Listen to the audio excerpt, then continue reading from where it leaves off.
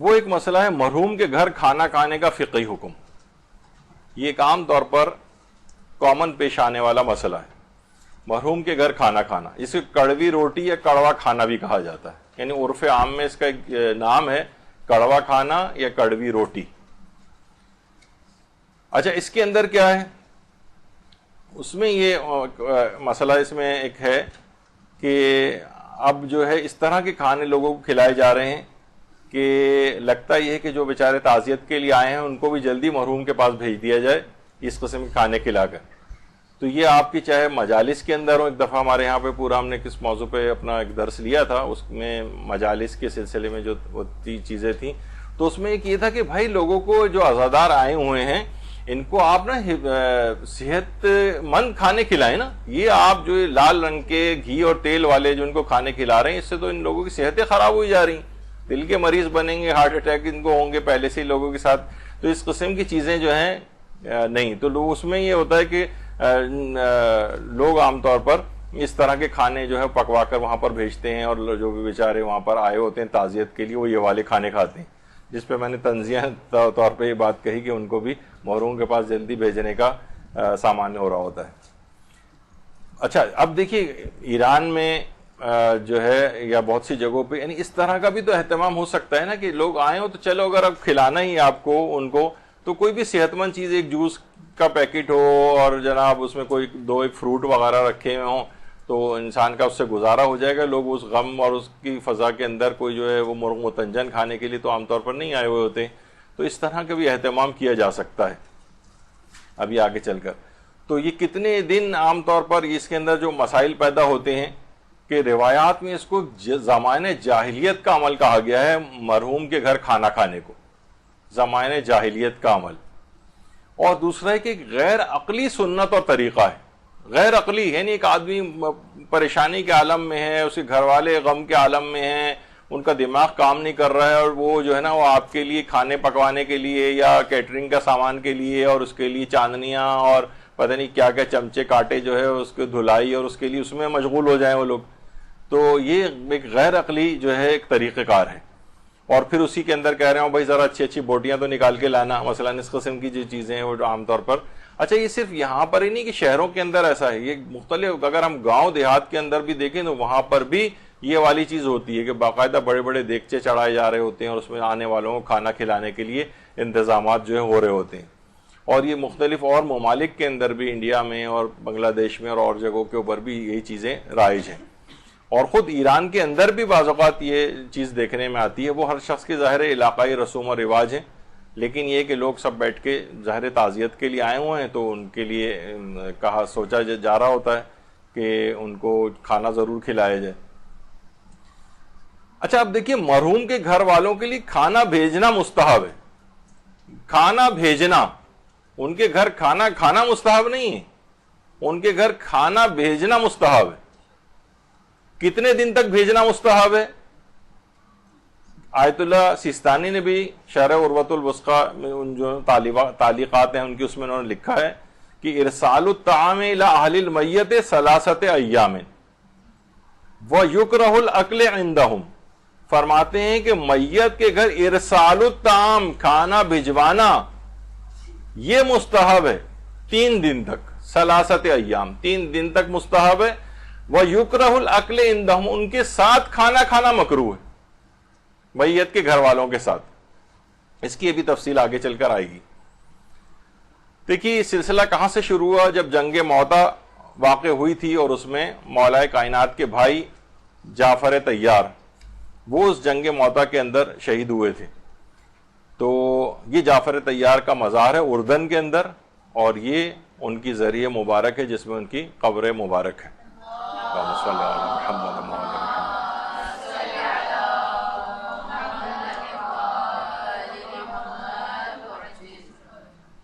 تو وہاں پر یہ جنگ ہوئی تھی اور رومیوں کے ساتھ یہ جنگ ہوئی تھی، اور شام کا جہاں پہ بارڈر لگتا ہے اور اردن کی طرف کا جو علاقہ ہے وہاں پر یہ جنگ جو ہے وہ لڑی گئی تھی. تو جعفر طیار اس جنگ کے اندر شہید ہو گئے تھے، اور کئی کمانڈرز تھے اس کے اندر سب ایک ایک کر کے شہید ہو گئے تھے. اچھا جس وقت وہاں پر اچھا یہی جو جعفر طیار ہیں ان کے ایک بیٹے عبداللہ ابن جعفر طیار جو حضرت زینب سلام اللہ علیہ کے شوہر تھے. اللہم صلی علی محمد.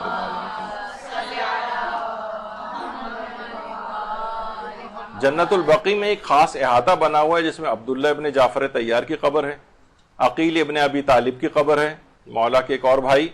اور امام مالک اہل سنت کے اور امام نافع جو امام مالک کے بھی استاد تھے, ان چاروں کی قبریں ایک ہی احاطے میں جنت البقیع میں. یہ تو ایسے ضمناً میں نے بیان کیا.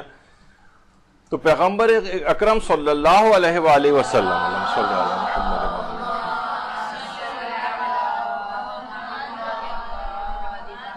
نے ایک جملہ ارشاد فرمایا کہ اسنوا لآل جعفر طعاما,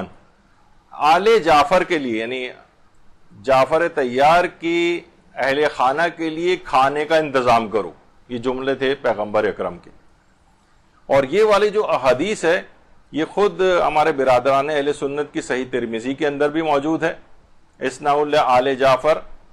طعاما فإنه قد جاءهم ما يشغلهم, کیونکہ اہل جعفر کے لیے یا آل جعفر کے لیے کھانے کا انتظام کرو, کیونکہ وہ اپنے اس مصیبت میں یعنی غم میں مشغول ہو گئے, یعنی ان کو کھانے پینے کا ہوش نہیں رہا, تو تم لوگ ان کے لیے کھانا تیار کر کے بھیجو.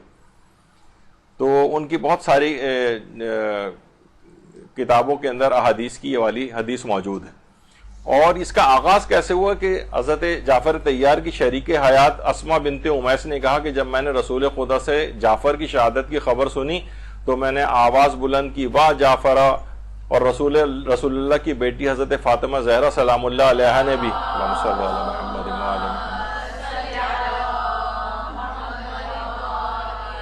میری آواز سن کر فریاد بلند کی, واہ میرے چچا زاد بھائی. اور اس کے بعد رسول خدا اپنی ابا کو کھینچ رہے تھے اور بے اختیار آنسو بہا رہے تھے, اور باہر جا کر فرماتے تھے الا مثل جعفر فلتبکی البواکی, الا مثل جعفر فلتبکی البواکی. رونے والی عورتوں کو جعفر جیسے شخص پر رونا ہی چاہیے. یہ پیغمبر کے جملے تھے. اور اس کے بعد فرمایا کہ فاطمہ جعفر کے اہل و عیال کے لیے کھانے کا اہتمام کرو کیونکہ وہ مصیبت میں ہیں. اسی لیے حضرت فاطمہ زہرا سلام اللہ علیہ نے 3 دن تک کھانے کا اہتمام کیا, اور اس کے بعد بنو ہاشم میں یہ رسم جاری رہی اور آج تک یہ جاری و ساری ہے. یہ میت کے گھر کھانا دینے کا آغاز, میت کے گھر کھانا بھجوانے کا آغاز, یہ پیغمبر اکرم کے اپنے طریقے سے واضح ہے کہ پیغمبر نے اس کا حکم دیا تھا. ایک چیز مشہور ہے کہ میت کے گھر میں چولہا نہیں جلنا چاہیے 3 دن تک, تو مکروہ ہے. یہ ایک چیز مشہور ہے لوگوں کے اندر, اس وجہ سے لوگ سوچتے ہیں کہ کیونکہ چولہا نہیں جل سکتا اس وجہ سے کہیں سے کھانا آتا ہے. تو ایسا کوئی مسئلہ نہیں ہے, یعنی ایسا نہیں ہے کہ وہ ضرورت پیش آئے تو وہ چولہا بھی جل سکتا ہے, وہ لوگ کھانا بھی چاہیں تو پکا بھی سکتے ہیں. اس کا مکروہ ہونا ثابت نہیں. مثلا چائے وغیرہ تو اگلے دنوں میں بنانی پڑ رہی ہے ان کو اہل خانہ کو, تو وہ چولہا جلا کے چائے بھی بنا سکتے ہیں. یعنی چولہے کا جلنا یہ مکروہ نہیں عام طور پر, لیکن عرف میں بہت سی جگہوں کے اوپر یہ چیز مشہور ہے. دیکھیے مصیبت زدہ شخص کو تعزیت پیش کرنا, اصل میں افراد جو وہاں پر آ رہے ہوتے ہیں جو بیٹھ کے کھانے بھی کھاتے ہیں وہاں پر, یہ مصیبت زدہ شخص کو تعزیت پیش کرنے کے لیے آ رہے ہوتے ہیں کہ اس کا اجر و ثواب بھی بہت زیادہ ہے, بہت زیادہ اس کا اجر و ثواب ہے. لیکن ایک الگ طریقے سے روایات کے اندر ہمارے چھٹے امام نے تعزیت کے معنی بیان کیے ہیں. ان سے پوچھا گیا تعزیت کے کیا معنی ہے, تو آپ نے فرمایا اگر مرنے والے کی موت نے تمہیں خدا سے نزدیک اور گناہوں سے دور کیا ہے تو یہ مصیبت نہیں ہے بلکہ تمہارے لیے رحمت اور نعمت ہے. اور اگر تمہارے لیے نصیحت نہیں بن سکی ہے, تمہیں گناہوں سے دور نہیں کر سکی اور رب کے نزدیک نہیں کر سکی ہے, تو سمجھ جاؤ کہ تمہاری سنگ دلی اور دل کی سختی ہے اور میت کی مصیبت سے بڑھ کر مصیبت ہے, بشرطے تمہارے اندر رب کی معرفت پائی جاتی ہے. جو تم تعزیت کرنے کے لیے آئے ہو, یعنی تمہارے اپنے کردار کے اندر کوئی تبدیلی واقع ہو رہی ہے نہیں, اور یہ وہی پرانی والی فسق و فجور والی زندگی ابھی اپنی آنکھوں سے موت دیکھی ہے, تم نے اس سے تعزیت کرنے کے لیے آئے ہو,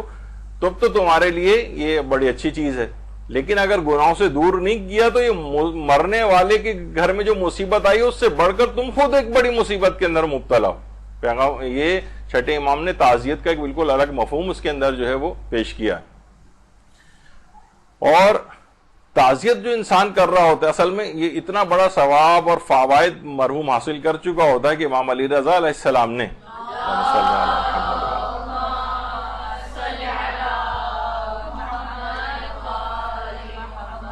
حسن ابن سہل کو تعزیت پیش کرتے ہوئے فرمایا تھا آخرت میں دیر سے ملنے والے ثواب پر مبارکباد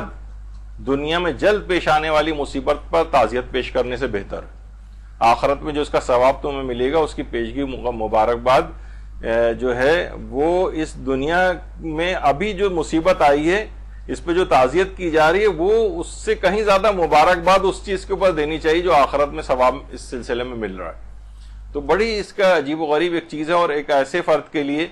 کہا کہ تعزیت کے قابل ایک زندہ شخص بھی ہو سکتا ہے۔ حضرت امیر فرماتے ہیں دنیا جو تیرے ہیلوں سے ناواقف اور تیرے مکر کے پھندوں سے ناآشنا ہے وہ جیتے جی مر چکا ہے اور تعزیت کے قابل ہو چکا ہے۔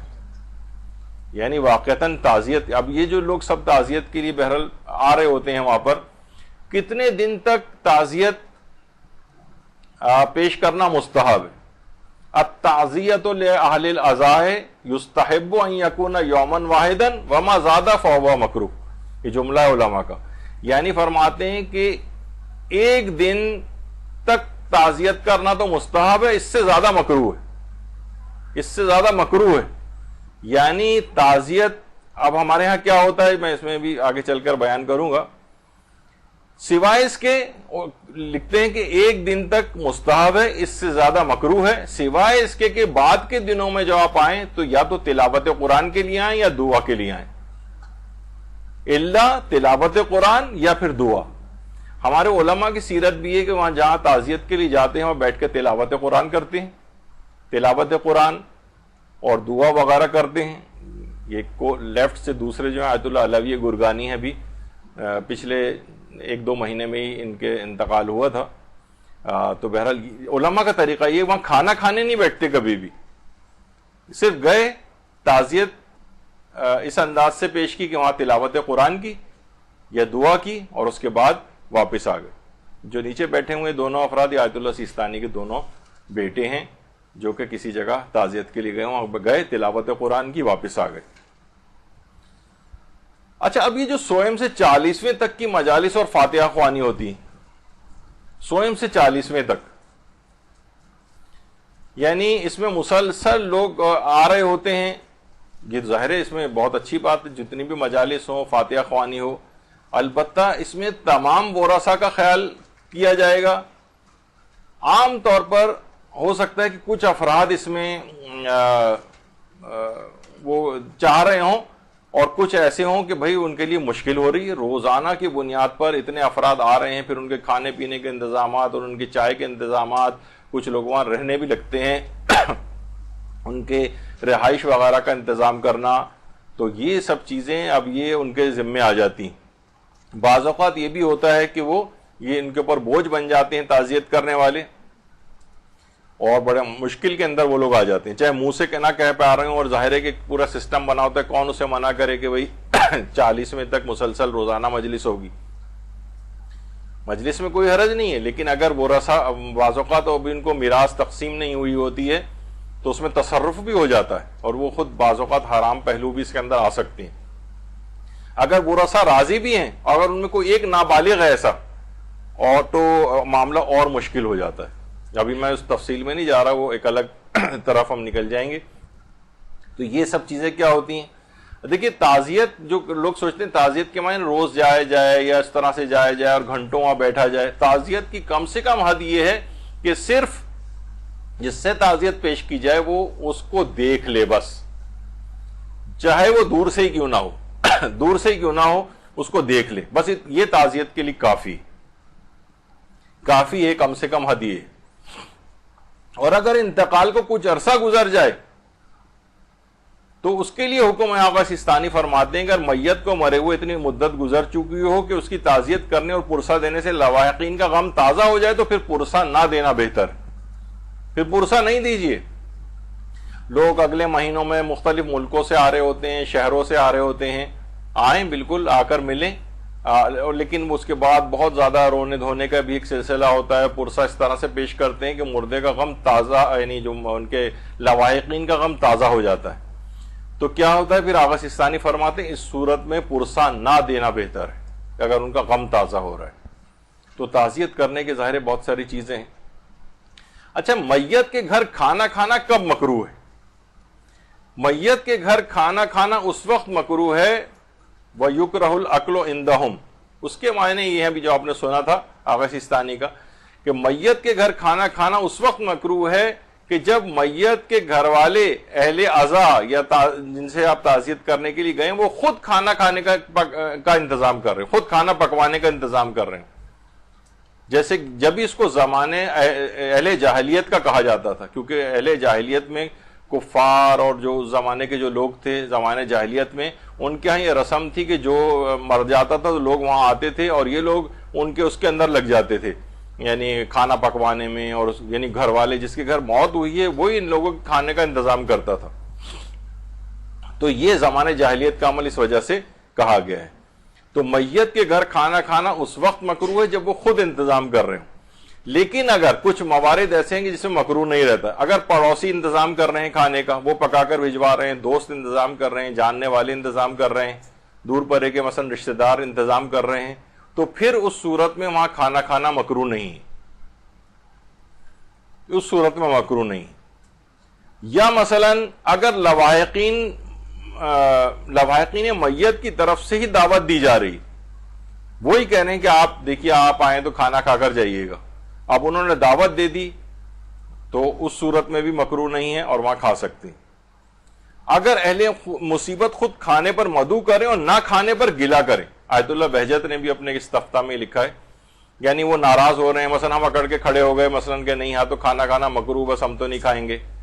تو وہ لیکن کہہ رہے ہیں بھائی انتظام کیا ہے آپ کے لیے, آپ پلیز آ جائیں کھانا کھا لیں, اور وہ بیچارہ جو ہے گلا کر رہا ہو آپ سے, لیکن آپ تو اس موقع پر کراہیت ختم ہو جاتی. یعنی جب وہ خود ہی مدعو کر رہے ہیں آپ کو اہل مصیبت,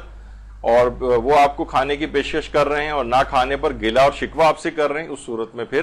آپ کھا سکتے ہیں. اور یہ بھی انسان کر سکتے, ایک اور صورت میں بھی مکروہ نہیں رہتا ہے کہ اگر مرنے والے نے خود یہ وصیت کی ہو, مرنے والا وصیت کر کے گیا ہو کہ میں اتنے پیسے چھوڑ کر جا رہا ہوں, میرے مرنے کے بعد جب لوگ آئیں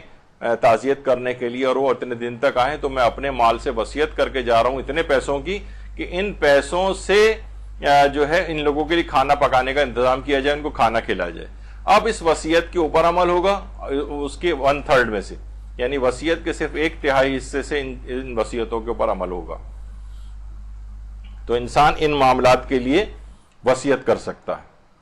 اور اگر وصیت کر کے گیا ہے تو پھر وہاں کھانا کھانا مکروہ نہیں. اچھا, اب یہ جو مکروہ قرار دینے والی روایت ہے جس میں اسے زمانے جاہلیت کا عمل قرار دیا گیا ہے, اگر ویسے اس طور پہ بھی دیکھیں تو یہ روایت ثابت نہیں ہے چھٹے امام سے, اور یہی وجہ ہے کہ آیت اللہ ناصر مکارم شیرازی وہ بھی میت کے گھر کھانا کھانے کو مکروہ نہیں سمجھتے ہیں, اور رہبر معظم آیت اللہ خامنہئی بھی میت کے گھر کھانا کھانے کا جو کراہیت ہے ان کے نزدیک ثابت نہیں ہے ان کے نزدیک.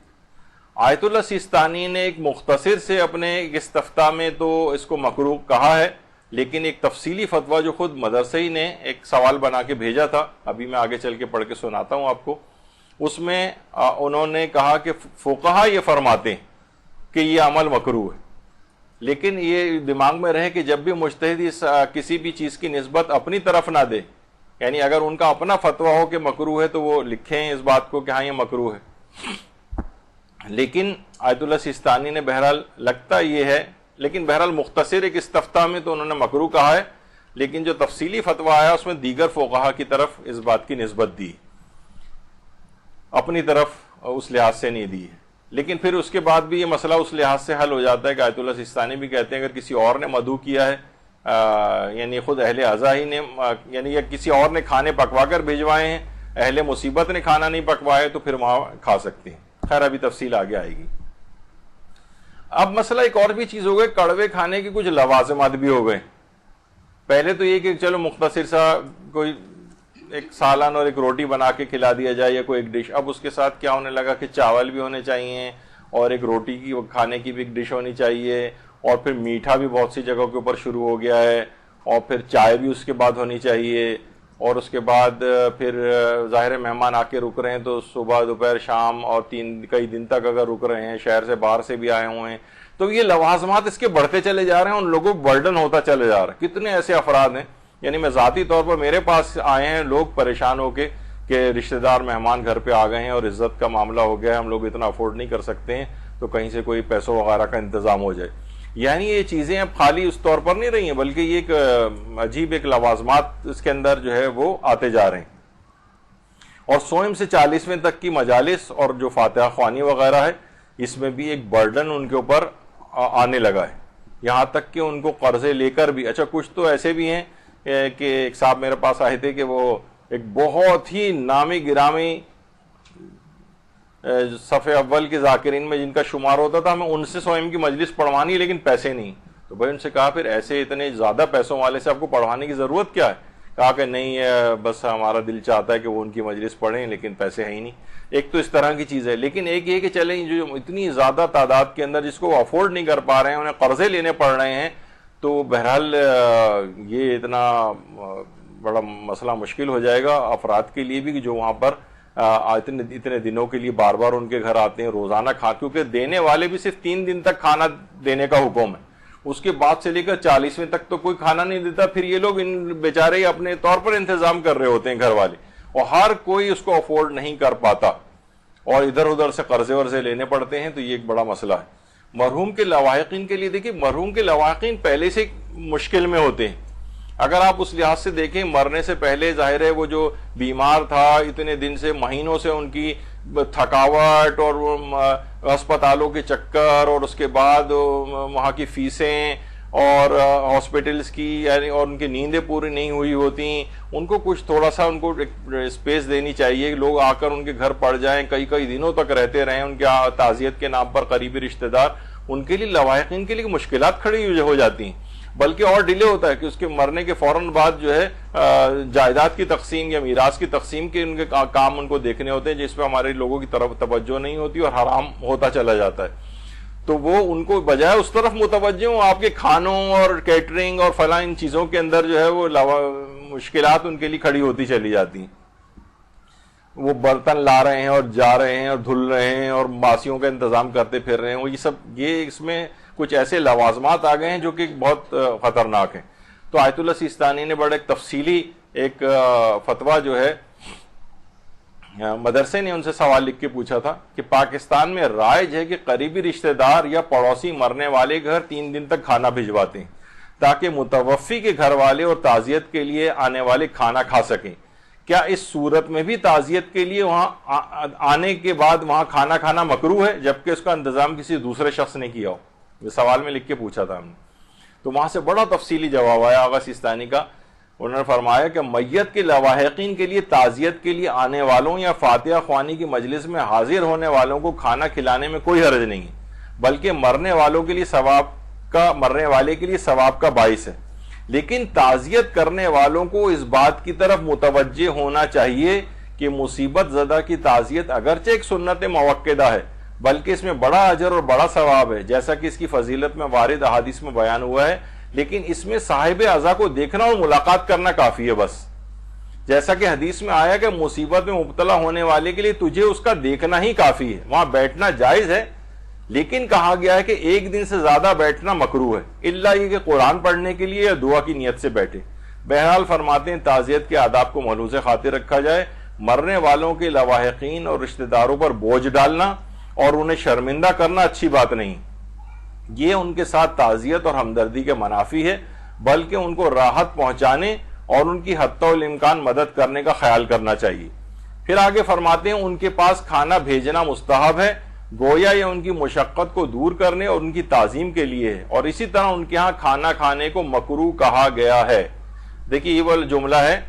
کہ آغا سیستانی نے اس میں تفصیلی فتویٰ میں کہا کہ ان کے ہاں کھانا کھانے کو مکروہ کہا گیا ہے۔ جب یہ ہو تو اس کے معنی یہ ہوتے ہیں کہ شاید مجتہد اس میں زیادہ دقیق اپنا نظریہ بیان نہیں کر رہا ہے یا اس کا نظریہ اس کے خلاف ہے، لیکن وہ دوسروں کی طرف اس کی نسبت دے رہا ہے۔ امام صادق علیہ السلام کی حدیث میں ہے